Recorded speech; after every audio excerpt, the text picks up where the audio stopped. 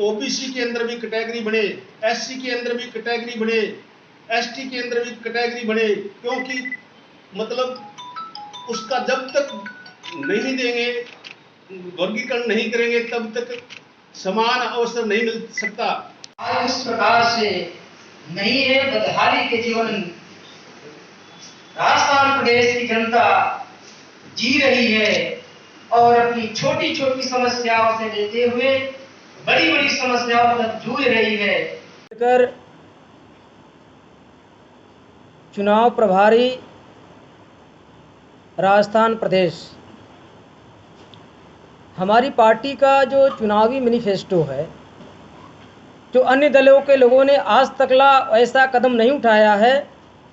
हमने अपना चुनावी घोषणा पत्र 100 रुपये के स्टाम्प पेपर पर हम जनता को लिख कर देने का काम करेंगे। अलग अलग हमने राज्यों में या लोकसभा के चुनाव में या उपचुनाव में हमने चुनावी घोषणा पत्र सिंपल कागज़ पर नहीं, हमने 100 रुपये के स्टाम्प पेपर पर दिया है। तो उसी प्रकार से आपके राजस्थान प्रदेश के विधानसभा चुनाव में भी हम लोग अपना चुनावी घोषणा पत्र 100 रुपये के स्टाम्प पेपर पर लिखित तौर पर हम देने की काम करेंगे। क्या घोषणा रहेगी? घोषणा क्या करेंगे? मुख्य रूप से हमारी ये घोषणा रहेगा ओबीसी के जातीय आधारित गिनती करने के संदर्भ में, शिक्षा के संदर्भ में, किसानों के संदर्भ में, महिलाओं के ऊपर उत्पीड़न अन्याय अत्याचार होने के संदर्भ में, मजदूरों के संदर्भ में लेबर लॉ समाप्त किया जा रहा है, किसानों के हित में कानून नहीं बनाए जा रहे हैं।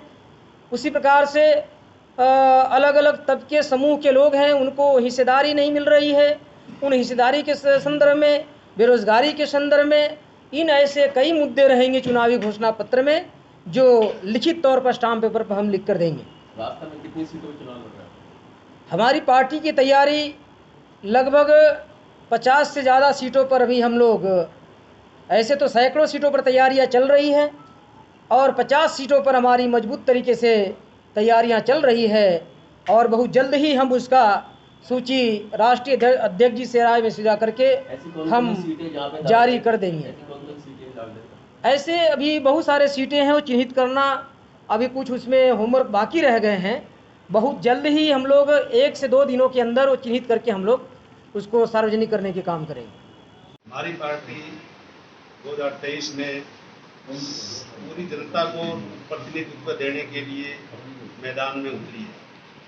कांग्रेस और बीजेपी पार्टी संपन्न लोगों को टिकट देती है और हमारी party SC, ST, OBC, minority plus सामान्य वर्ग में भी, जैसे क्षत्रिय समाज को बहुत कम टिकटें मिलती हैं और दूसरे लोगों को भी बहुत कम, माइनॉरिटी को भी कोई न्याय नहीं मिल रहा है। पूरे देश के अंदर दोनों बड़ी पार्टियों ने एक मनुवादी सिस्टम पैदा कर रखा है। न्यायपालिका हो, मीडिया हो, शासन प्रशासन हो, हमारी कोई कमज़ोर तबके की, माइनॉरिटी की, क्षत्रिय समाज की कोई भागीदारी नहीं है। हमारी पार्टी सभी वर्गों को न्याय देना चाहती है। हम सामान्य वर्ग को भी न्याय देना चाहते हैं। सामान्य वर्ग की आबादी की भी जनगणना होनी चाहिए, ओबीसी की भी जनगणना होनी चाहिए।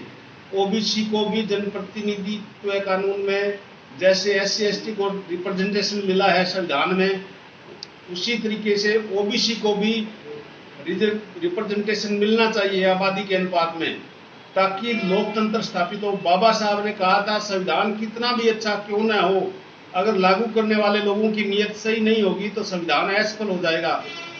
अपने देश में आज 70 साल हो गए, लेकिन इन वर्गों को SC, ST, OBC, minority plus महिलाओं को बाबा साहब ने प्रतिनिधित्व देने की संविधान के अंदर व्यवस्था की थी।